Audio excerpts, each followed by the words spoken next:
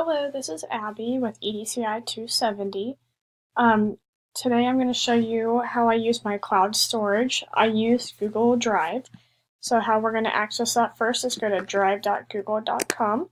It already brings up my account because it's linked, and as you can see, I have used a lot of storage before. So in this class, I'm going to go to Spring 2019 because that's what we're in, and I've created a subfolder already for EDCI 270. So I go into that, and it's had my recording from other assignments and what happened in lecture and my other assignments so far. But how I started that was I went ahead and went to New, Google Docs, and I could go ahead and title it up here. So I could say, this is all about my screencast.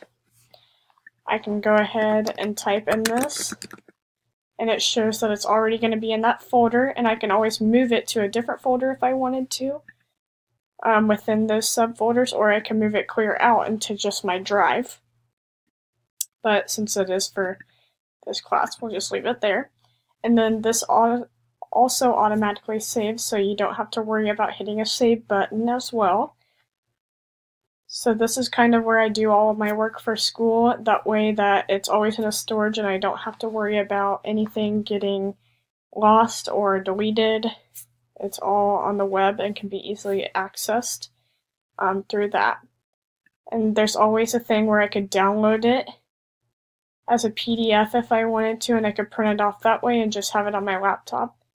But if I just keep it on the web, it just keeps it all and it saves automatically.